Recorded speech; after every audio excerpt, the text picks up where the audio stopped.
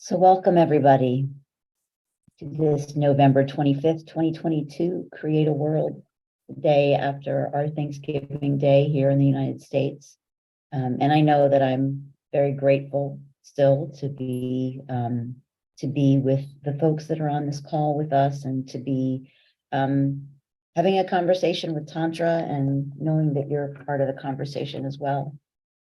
So in this last year, I would say it's really come into focus for us that the primary reason for Create a World is to help people get their feet back under them and keep their feet back under them during these really transitional times. So things on our planet are shifting, and things that we've always known to be true or thought to be true, things that we've relied on, things that we've just assumed would be there to give our lives context and shape and structure and some groundedness, are all just going away.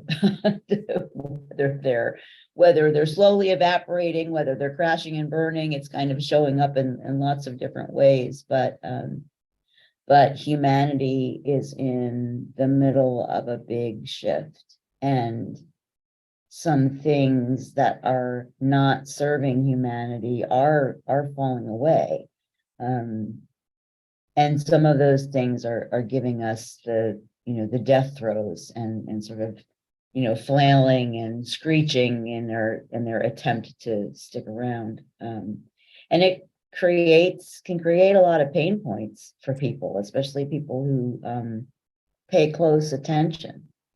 And so our goal is to really be a place where you can come and get your feet back under you, and feel a sense of groundedness, and be part of a conversation where we're acknowledging what's going out of existence, but also really giving nurture to that which is rising.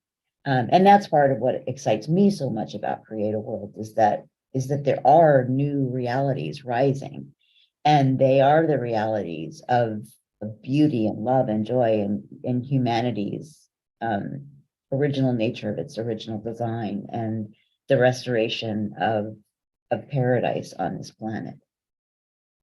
And so Tantra and I want to just have a conversation today about, what is it to stay on the through line? Because of course, to get from one point to the other point, you're traveling, right? The shortest distance between 2 points is a straight line. And for those of you that are geometry files, so we want to talk about that through line. And what is it to stay on that through line, to keep your feet under you in these changing times? I'm just smiling because I intentionally put the curtains on instead of the thing, because when the sun comes out of the mountain, it puts me in the shadow. I have every light in the house on too. So clearly the sun has more power over my presentation than I do, which probably is a really good point to start this conversation. So the fact that I'm in the shadow of the sun as it streams through my window does not mean that I'm in the dark.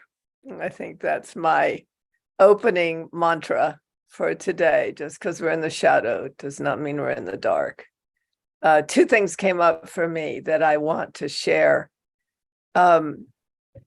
I want to talk about validation, which is a really strange topic, I think, for me to bring up.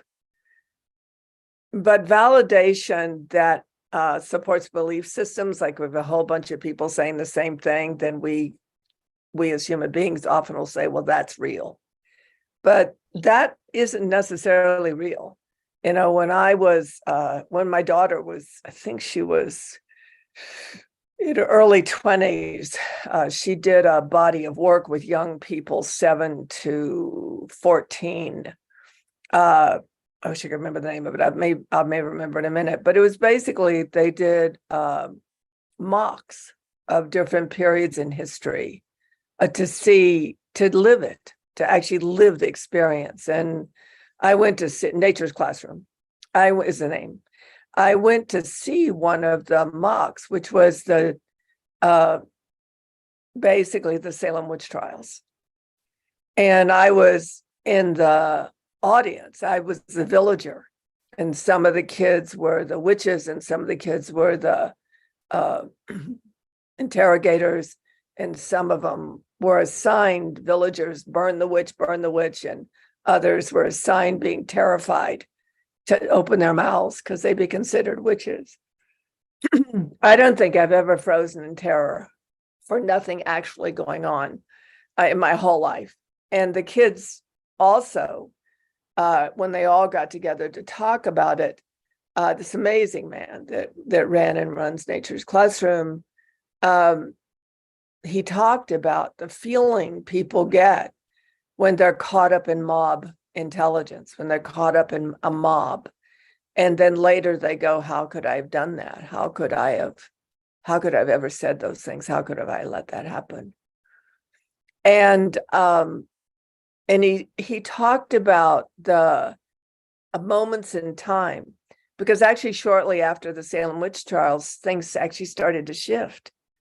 It actually became culturally not favorable to do these things. The interrogators were often run out of town, which hadn't happened for years.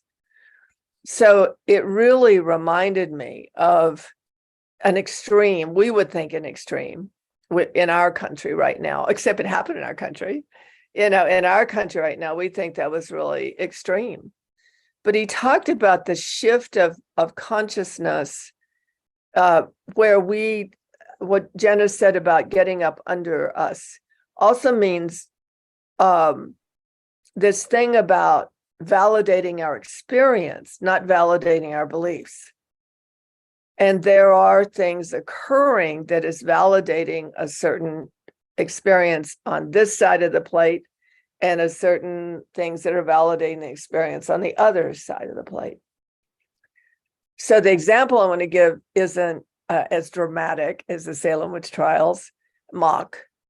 And also the most beautiful thing was that beautiful man, actually helped the kids with the ones that were screaming, burn the witch, burn the witch, burn the witch, because they were so guilty that they got caught up in it. And he talked about basically what we're talking, how to get your feet back under you when you find that you've been caught up in something, that if you've been not caught up in it, you would have never done that. And so I wanted to use today with Janice, because in a way, Janice and I are heavy hitters. We both have a reputation for not being able to keep our mouths shut on occasion, or more than one. And sort of we have a certain element of shock in a system that is well locked down and locked in and comfortable. We have a tendency to send a shock wave through the system. So we just decided we'd let it rip today, to be quite honest. We made no plans. But the thing I want to say about it is Janice and I are participating in something with Shirzad Shamain, a lovely man, and he works with something called positive intelligence. And so I asked a question of him in our Tuesday call, because I was noticing in our collective, we have a community, a global community, that there was kind of this validation of things are shifting and changing, rolling through our community. It'll be way too long to evidence it, but and how this idea that he proposes and does amazing work with, this idea of, are we the saboteur? Are we caught up in sabotaging life? Not are we saboteurs, but are we caught up in the voice of the saboteurs that without realizing use up a human life to sabotage life itself? Or are we sage? How can we sustain and maintain ourselves as sages, where even in the midst, like that beautiful man talking to those kids that were so shocked by what they could do, that they would have never done under their own guise. And he basically said the same thing that this man in Nature's Classroom said, the saboteurs of life can get us caught up in fear, anger, hate, resentment, sadness, grief. It isn't the emotion or the feeling, it's what it tries to catch us into, what it tries to grab us and keep us there and not come back to our own wisdom. Like this beautiful young 7-year-old boy that one of the ones said after all the 14-year-olds, which is also interesting from a child development point of view, I might add, because after the 12 and 14-year-olds really shared about, wow, I never want to feel that again. The 7-year-old just said, oh, I just know it was wrong.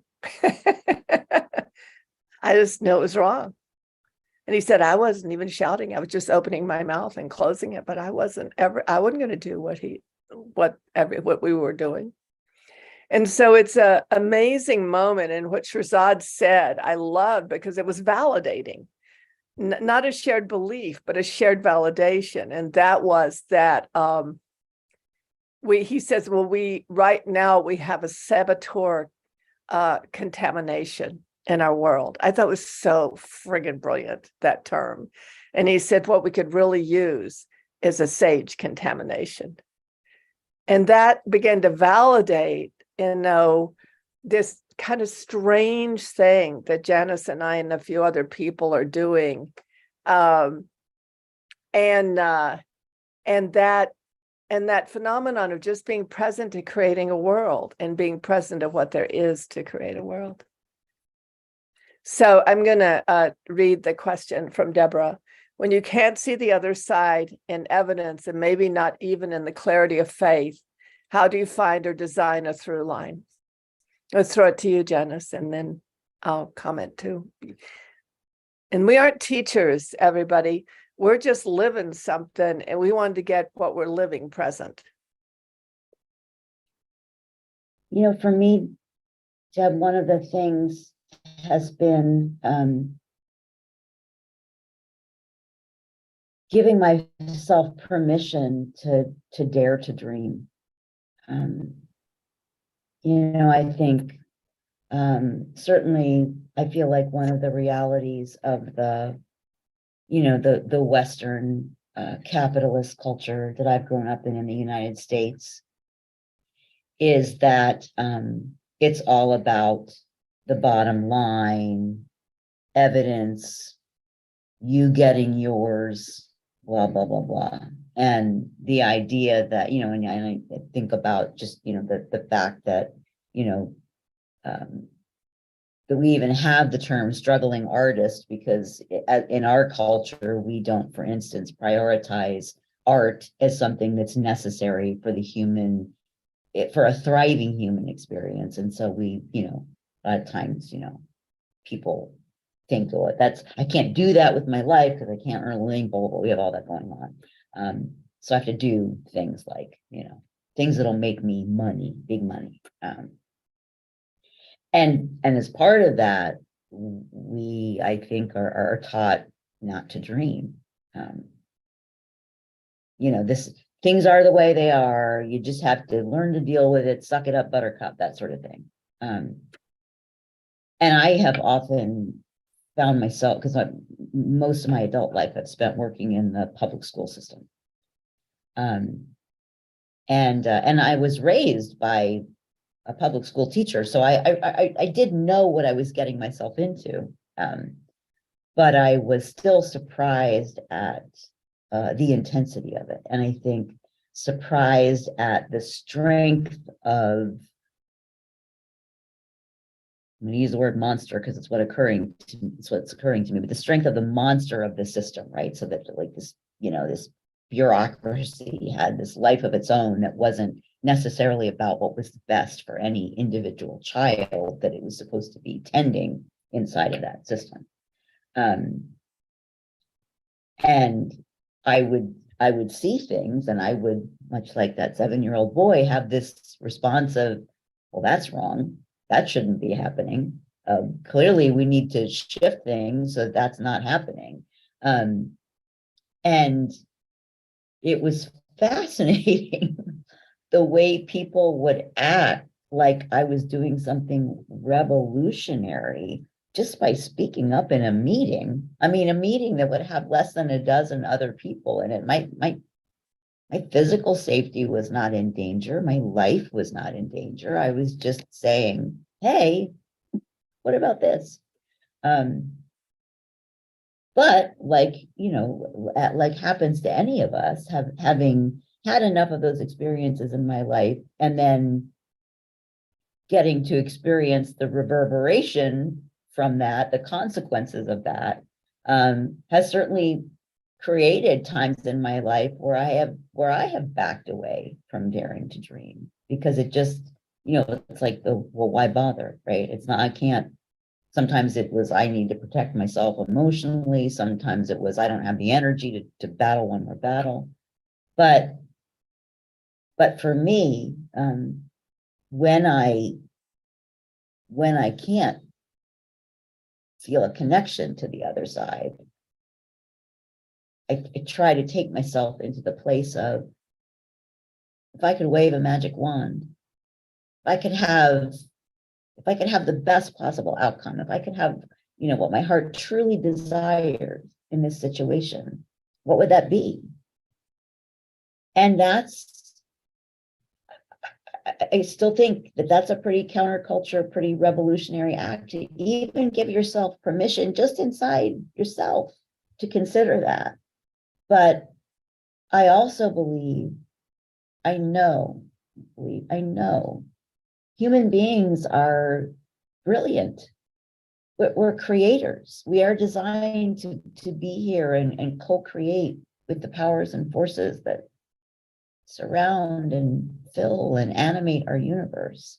And so, to me, one of the bravest things we can do as human beings is dare to dream.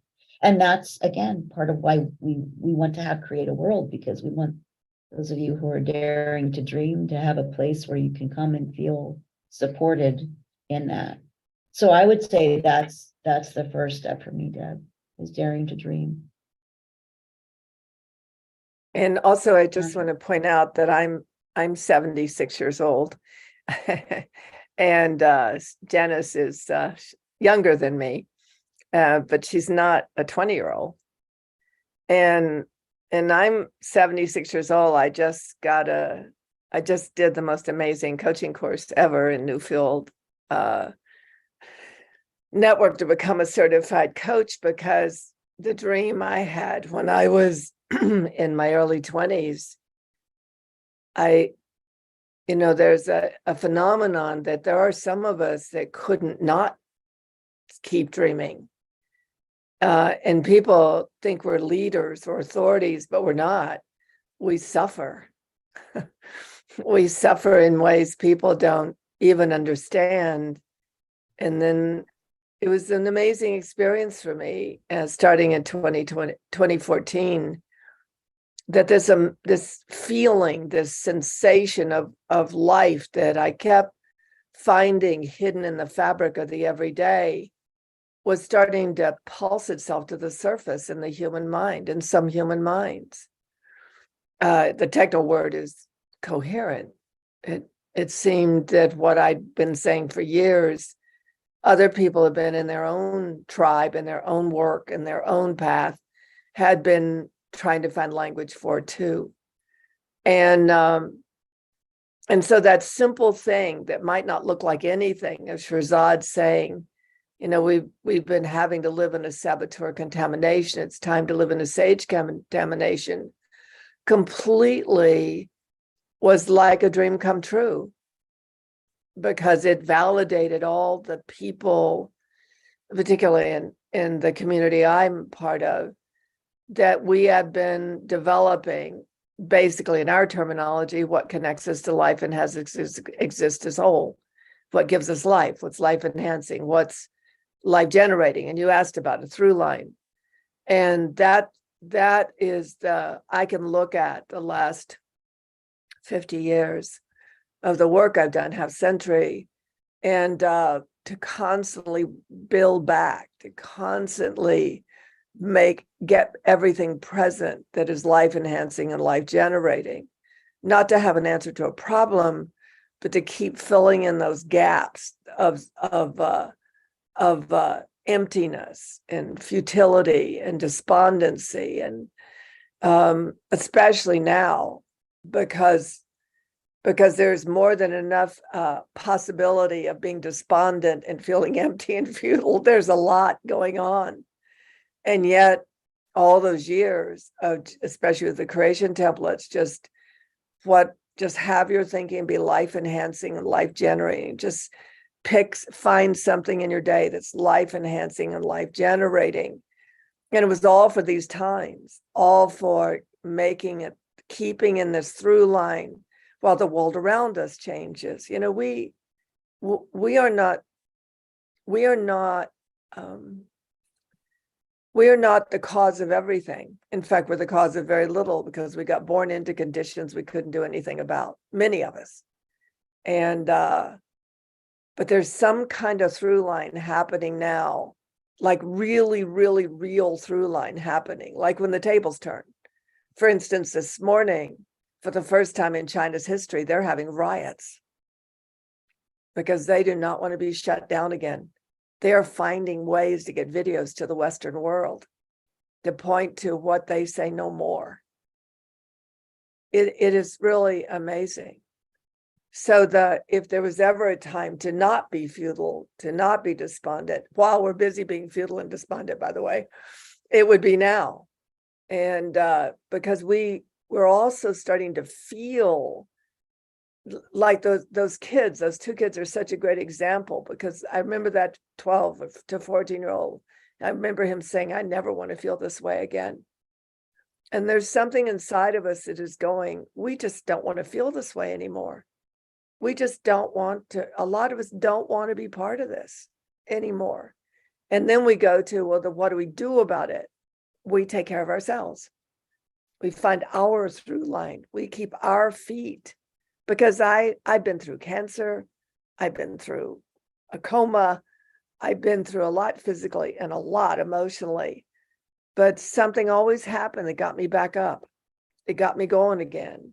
And like Janice said, you know, when I was 16, I had a God event and I heard a voice say, take good care of my people. You'll never know which one, but you need touch only one. And even if just on Create a World, we only touch one, just to stay on his or her or their feet again. That's why we're doing this. That's our Thanksgiving. That's what we're thankful for, that something kicked us in the butt and said, do this. And we said, okay.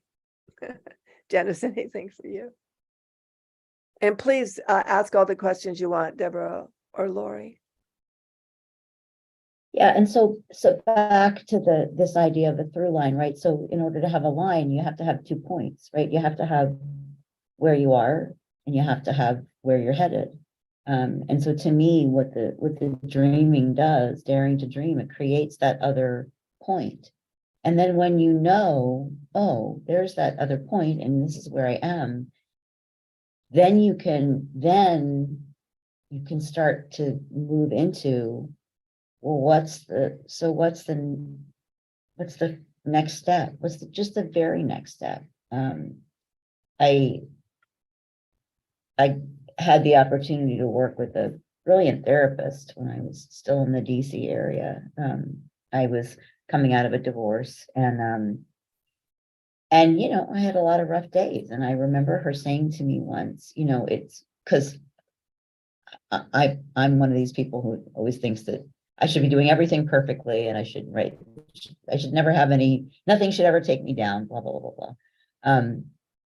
And I found myself for the first time in my life in sort of this, you know, just making it from one minute to the next place. And she said to me, Janice, it's like walking with a flashlight, you know, because when you're walking with a flashlight, you can only see a few feet in front of you. But as you take a few more steps, you see a few more feet. So, you know, take a few more steps and see a few more feet. And so I'm a performer, and I love performing. And it's definitely it may very well be the thing that is the most life-giving for me in this go around. And because of the pandemic, you know, things closed down. And then I had some health concerns that meant that I was potentially at higher risk. And so as I was figuring all that, so I was 3 years of not being on the stage, which for me was an eternity.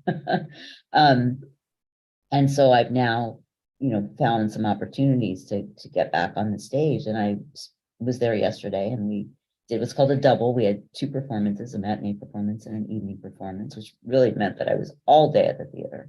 But it just reminded me how much I loved it.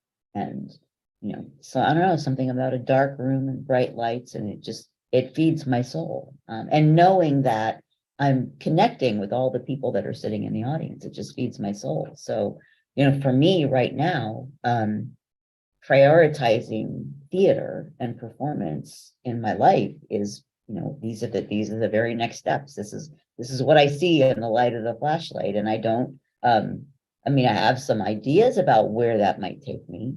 But right now it's just about getting the juice that I get when I perform, and sort of charging my batteries. So, again, part of the through line also is recognizing that it's not necessarily clear sight from point A to point B, right? There's bumps in the road and, barricades and all that sort of stuff. So it's just about, taking the next few steps till you can see what the next few steps are. And what about you all in the audience? You're welcome to write in the chat. What do you see your through line is? What are your bumps in the road? What are your main challenges right now? My main challenge is I have this wishy-washy brain going on that Janice and I were talking about it before we came on, and I'm 76 years old, and so the medical profession treats me like it's natural. It's normal for my age to have things going wrong that I shouldn't really worry about, except for just thinking I'm aging. They clearly are not at my party. But it's been unnerving to have a whole system let you down. And my medical practitioners are actually pretty competent. But it's this water, it's terrifying when I think, it certainly was. I certainly did feel helpless. I don't so much now, and part of why I don't feel so much now is the fact I got to share with Janice before I came on the screen, to be quite honest.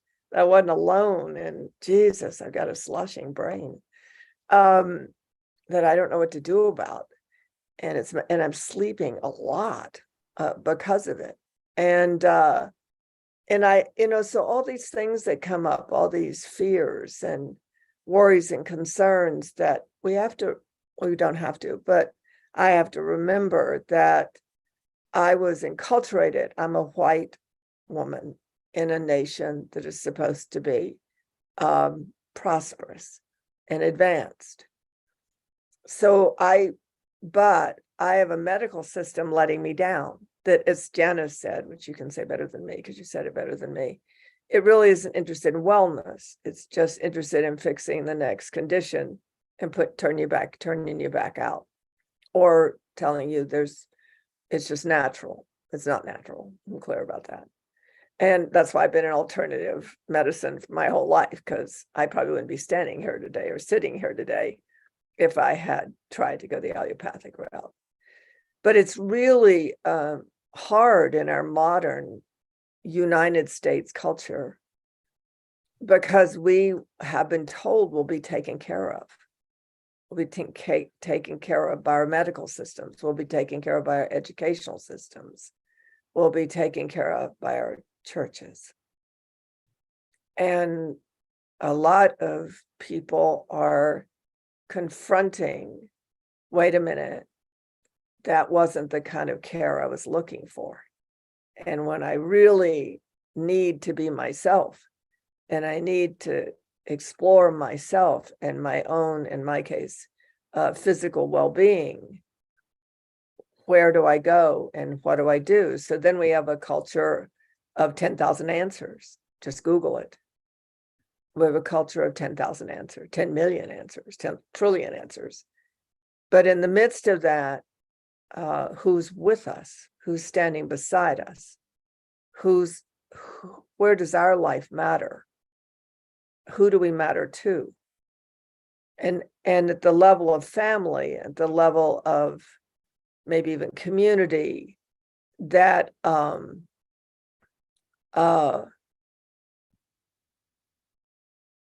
maybe there's a sense of the confront of that and how to take care of that. But we now have more people without family, without community than in the history of our world. So maybe we just start where we're standing to find even one person. I didn't see your question. Do you have it, Janice, Lori's question?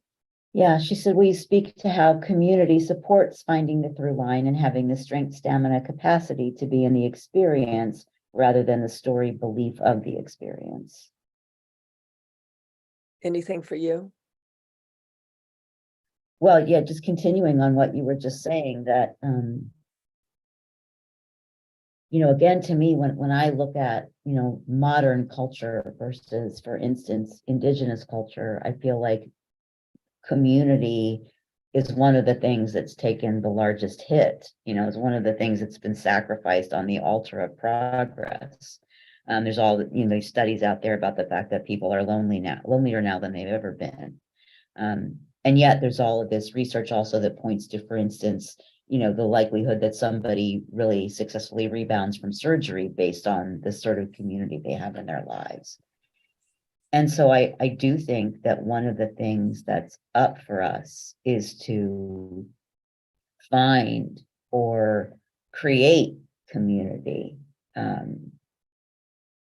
wherever we can. And for all of the ways in which the internet isn't always helpful, one of its extraordinary benefits is that you can connect with anybody anywhere in the world. And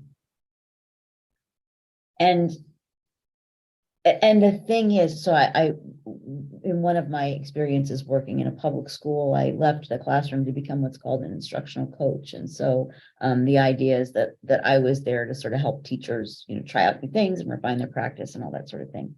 So when I took that job, I got moved to a school where I had not been teaching, and there were 4 of us that were hired at that school, each for different areas.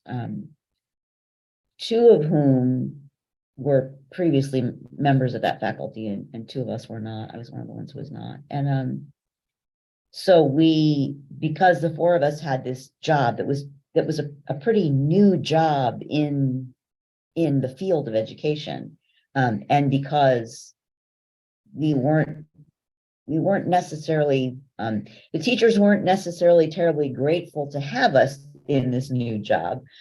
So there was a lot of angst and anger and resistance. Really, resistance is probably the biggest thing that we had to navigate. But thankfully, there were 4 of us, and we bonded pretty quickly. We got along very well, and we quickly created this rule among us that we had to take turns having meltdowns. only one person got to be in meltdown mode in any given day. And because then it was the job of the other 3 of us to help them stay afloat in the middle of the meltdown. And so, part of, I feel like what Tantra and I are learning through Newfield and PQ is that having emotion and intense emotion is part of being human. I mean, emotion does have a role in a human life. And really its role is to inform. But what can happen, Tantra was talking earlier about the saboteur, phenomena. What can happen is that we can sometimes get stuck in those places. And I feel like that's where community becomes particularly important, is when you find yourself, bogged down in life defeating energies. Because it's usually much easier for somebody who is a member of our tribe to say to us, okay, I know you're seeing all this negative stuff, but I can see this, and you may be, crapping on yourself right now and telling yourself all the terrible things about you, but I can still see all the beautiful things. I can see. So I feel like the need to have community so that we have people who can lift us up when we need to be lifted up, and then we lift them up, right? I mean, to me, that's what community is supposed to be about. And I think that is incredibly relevant for keeping us on the through line. Because, just like if you ever tried to walk on a balance beam, or, watched a gymnast, I have some gymnast friends that the balance beam was her thing, and it was just amazing to watch all of the muscles that had to work at once to keep her on that balance beam, right? So staying on the through line does require effort. I mean, it is not an effortless process. It's arguably a million little choices a day. And so when you have a supportive community around you, because of course, community can be supportive or it can be depleting, depending on the community that you find yourself in. One of the earliest pieces of advice that I got in my teaching career was to avoid the faculty lunchroom, because that was sort of seen as as kind of a negative vortex. That was where people went to dump everything. And so the idea was, if you're wanting to stay in a more positive space, be wary of the lunchroom.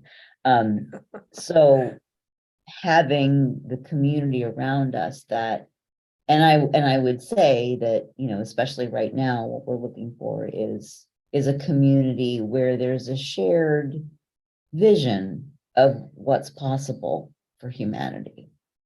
And again, to me, that's why we have created, will continue to create a world, because we recognize that, especially when you find yourself waking up. I left the Christian church in my mid-20s.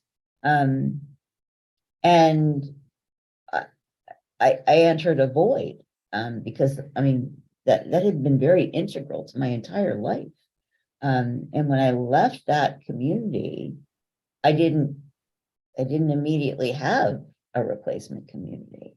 And it took a while to sort of figure out where I was and what I wanted to move with next, and to recognize that while I no longer wanted to participate in religion, I was still a very spiritual person. And so I needed a spiritual community. I just needed it to be a community that wasn't predominantly a religious community. So I think in these times right now, when many of us are finding ourselves in new territories, the question then becomes, okay, well, so, what then is the community that I really need around me to be able to walk this part of the through line, to make this part of the journey. And, I think one of the silver linings of the pandemic is, I think it got a lot more people over the virtual hump, right? And so while I still crave in-person community, I can appreciate and leverage a virtual community much more so than I feel like I was able to do pre-pandemic. And have experienced that a virtual connection with somebody who really is interested in what I'm interested in and wants to move with what I want to move with can be more nurturing than just, being, next to a 3D individual who may or may not be moving with the same things. So I would say community is essential right now, in staying on the through line. Yeah, and I want to add that community isn't necessarily a fixed community. So yesterday I was looking for a place because I do love Thanksgiving dinner. Don't like turkey, but I do like Thanksgiving dinner, particularly the stuffing and particularly the marshmallow sweet potatoes and particularly the mushroom and bacon, green beans, and particularly the pumpkin pie and particularly the pecan pie. So I was just looking for that yesterday because I wanted my Thanksgiving food. I was totally content to be here. I was really happy that my daughter was down at the Kira Immigration Center serving Thanksgiving dinner to all these immigrants. And so I found it, but I was just going to go get I called them and I said, I know it's a buffet, but can I get a box to go? And the young woman said, yes. So I go there. First of all, it's the fanciest place I've ever seen. It's gorgeous the whole way it's set up, you thought you were in paradise. And I walk in and I say, hi, I talked to somebody yesterday. I asked if I could get a box. And they said, well, just a minute. So the head of the place comes out and he said, did you talk to me? And I said, no. So I'm like, okay, I'm going to have to go into my enrollment game, to get my box and get my food. And he says to me, he says, I don't want you to eat alone for Thanksgiving. He said, do you just not want to be around people? And I said, especially in Arizona, I didn't want to be around people because everybody's unmasked. And my daughter is in a critical center in Okiro, and I don't want to give her COVID. And I know she doesn't want to give me COVID. And I don't want to eat with a mask. He said, what if I find a little table and I can just tuck you away in it? Would that work for you? And I'm still on the verge of crying. I can't say it without crying. And I can't tell you how great it was because, I had my Thanksgiving dinner. I brought it out. I had my own waiter. And the waiter asked me why I was eating alone. I told the story. Pretty soon I had at least 5 or 6 of the waiters and waitresses they were my community, talking to me about what my daughter was doing at the border and what had happened to them, that one of their Thanksgiving had just shot, they were so glad to be there because their Thanksgiving just went down the tube. And that was community for me. It was all I needed. I'll never see them again, likely, but that communal spirit is what I want to share. And I remember when I lost my child, when he was 5 years old, all I could manage to do was get to the park and sit on a bench and watch the people. Like I was so not able to relate to anybody in the world for at least for a while. But there was something so communal about just sitting on the bench, watching people have lives, like almost like a recall that having a life is still possible. So there's the communal spirit. And then for me, there's community. And one of the things Janice said I want to reinforce in my observation is that community is falling apart also. And it was fascinating to watch one of the riots in China because basically they were being a communal spirit. They were pouring out of their apartments. They didn't know each other. And but there's this communal spirit of seeking to be connected and seeking to share life with others. I think even a grocery store can do that. I think even I'm not going to say Black Friday shopping madness, although I probably am not going to go there, but you never know. But I do know that there's a very wise man that said, seek and you shall find, knock and the door will be open to you. I think that's a great through line. I do. I was saying to Janice before we got on this time in your presence that it feels like when I was first started to talk about the foundational creation templates, I had an image. It was an image of a little teeny sunflower and what it must have taken for that sunflower to crack through the concrete sidewalk. So you saw all this concrete around this little sunflower cracked open and this little sunflower reaching for the sun. And I think that kind of muscle is needed right now, that there's a lot there's no Pollyanna here, although I do know someone, and her name's Deborah, who's with us today, who said maybe Pollyanna wouldn't be so bad right now, the Pollyanna spirit, but to use it as a way to stay inspirited, because over the next 3 years, psychically speaking, we're going to watch that concrete cracking, and we're going to feel that primordial strength that little sunflower has reaching for the sun. But I don't think our mental mind will be able to comprehend that. I'm not sure that how we believe in reality will survive that. But, maybe a through line is finding what muscle you have, regardless of how weak. Don't look for that. We got plenty of weak muscles right now, but to look for what muscle you have, and that muscle will show up in what you crave. Because we do crave what's life enhancing and life generating, but we've also been trained to think the world will give it to us. And if the world doesn't give it to us, something's wrong with us. Bull. It isn't like that. It's that we wouldn't be here, and the possibility of honest new futures if all of us hadn't been moving through what each of us has been moving through to try to get to where we're going. That, well, we won't stop, even if we think we have. We won't stop. Wow, that was long. It's one of my bandwagons. The communal spirit is one of my through lines. It really is one of my through lines. I was thinking about yesterday. Everybody's in my living room. I've been that way forever. It doesn't matter if I'm in the grocery. I was the pumpkin pie on the gigantic buffet table.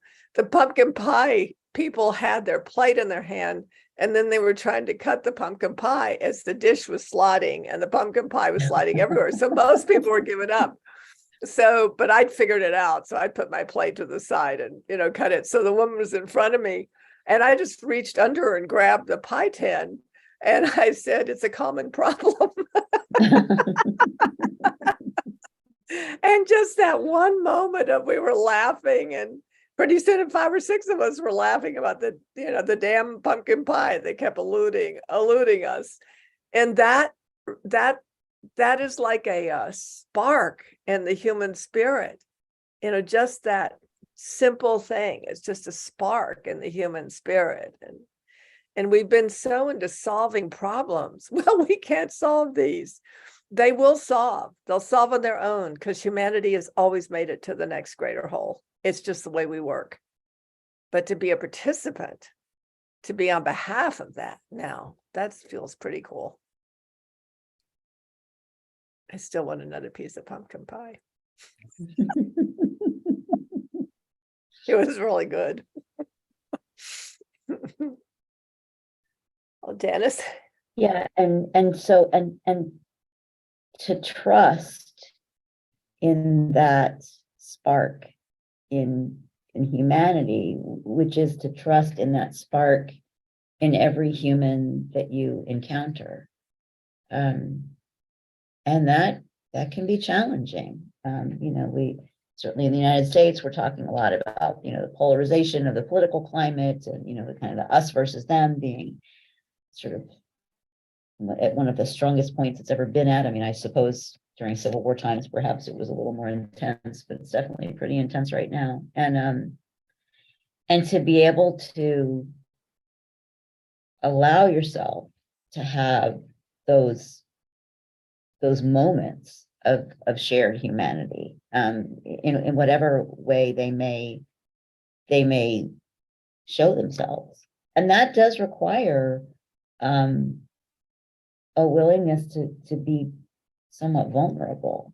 And if you're the person who's going to initiate that, it also requires transparency on your part, which is another reason that we've structured to create a world the way that we have. Is our goal is to come on and simply be transparent with each other, and in doing so, be transparent with you, because then you can hear in our stories, oh gosh, they're going through that too. Oh gee, it's not just me, right? Because I do feel like that's one of the sneakiest and most successful approaches of a reality of separation is making us think it's just us. I mean, boy, it's so little effort on the on the part of that which does not serve life to watch a human being completely deflate. It's like pinprick in a balloon, pop, and we just go to pieces. So to be willing to risk, the conversation in the grocery store, or the post office, or reaching out to somebody online, that joining an online community or whatever that you've been thinking about, but I don't know, it's I do think that we are in a moment in time of sort of throwing the spaghetti against the wall and just see what sticks. Because we don't know exactly what things are going to look like 5 years from now, 10 years from now, 20 years from now. I mean, I certainly know, what I dream. But I don't know exactly how we're going to get from point A to point B. So it really is just a question of taking it moment by moment, and what's the opportunity in this moment to make a life enhancing choice rather than a life depleting or a life defeating choice. I didn't know why this came up for me, but it's Zelensky, right? The president of Ukraine. There's a video clip that came out this morning. You all can probably tell I have a global tendency. And I love this quote. I know I can't find it because, these quotes go through and then you never find them again. I'm trying to learn how to capture them. But someone was saying, how do you do that? How do your people do this? Your country, they're destroying the infrastructure of your country piece by piece by piece. And he said, our infrastructure is not our country, and our people will persist. I mean, come on, baby. Do you have a brother? Jeez. And our infrastructure is being destroyed. It's collapsing. And we will persist. We really will persist. It's my slushy brain. I have some really bad moments because I can't get it sorted. And probably I'm eliciting a lot of personal concern in people about me. I apologize for that. And I appreciate it at the same time. Don't worry, I have a high capacity to keep going till I find out what I need. But the point is that even in our huge vulnerability right now, because we're all vulnerable. We're vulnerable because our systems don't work. Our infrastructure is failing. And to some extent, the infrastructure in our own belief systems, the infrastructure in our own bodies, the infrastructure in our own everyday life is failing. And we have this crazy, in the field of Tantra, we have this crazy 10 commandments, which are actually 12 now, just to tell. And one of the, I think it's the number 6, it was, so what if? And it's kind of like that Pollyanna piece, that kind of, maybe it might be okay just to say, yeah, so what if? What if all this has a deeper constitution that is having that concrete fail, that concrete crack, so that the sunflower can rise? Because I don't think human beings are going to do very well with negative points of view right now. They're not doing very well. Their managers of Walmarts are shooting people. The one of the statistics in Newfield that they researched is 40% of one of the richest countries in the world are suffering from severe depression. And it takes something. It's not us individually. It can be someone close to us. And years ago, when I was showed in the vision of these times, I loved what I loved what the beingness said to me about it. And the beingness said to me, there will come a time when the most important thing you can do is simply not leave another side.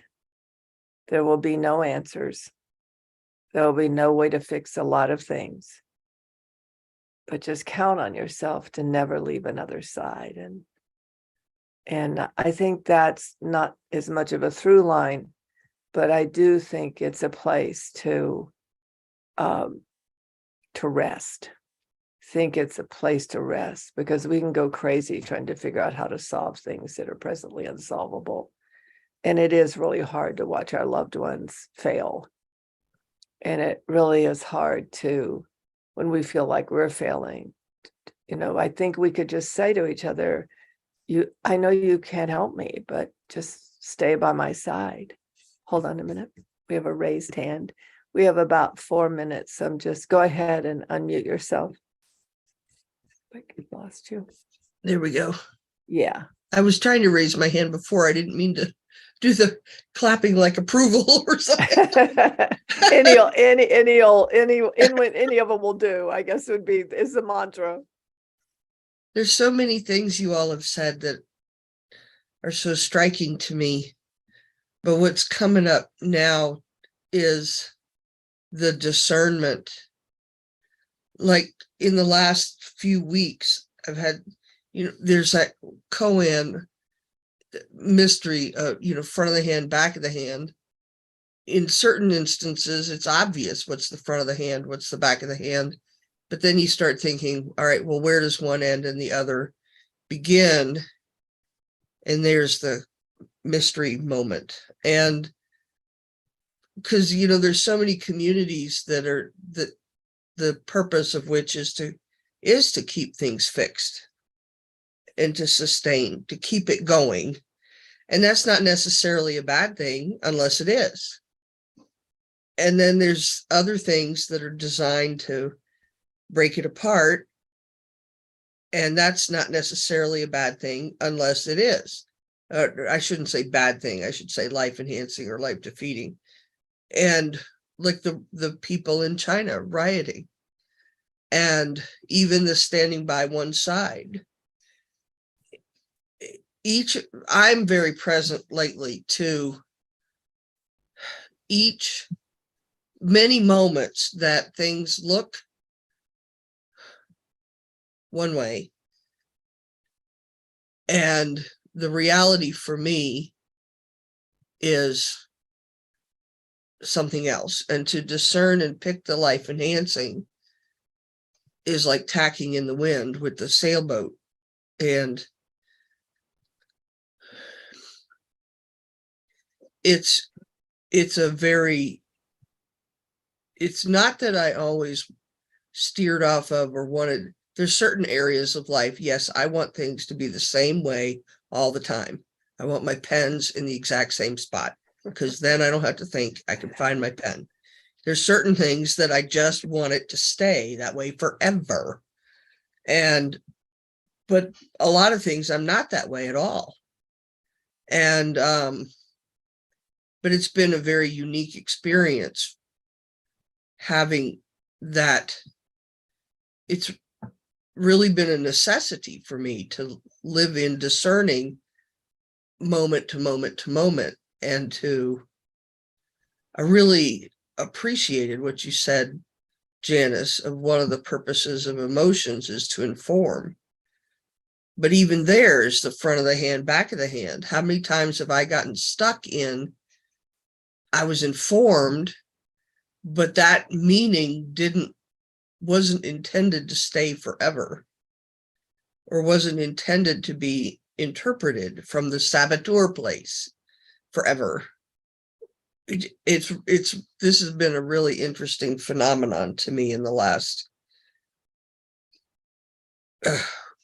several weeks. And then to find and stand in, or create and stand in the sage place, just to use those terms like you were using, is really, it calls for something in me that I don't have very much muscle in. And probably most don't, but I'm speaking for myself so that I'm not like making this a universal truth. It's really been a wild ride, and I'm hearing that in so much of what you all are illuminating, and in ways that are very helpful. So I appreciate it. Thank you. Thank you, Deb. I think that's the perfect place to wrap up. We are on a wild ride. By each other's side. Mhm.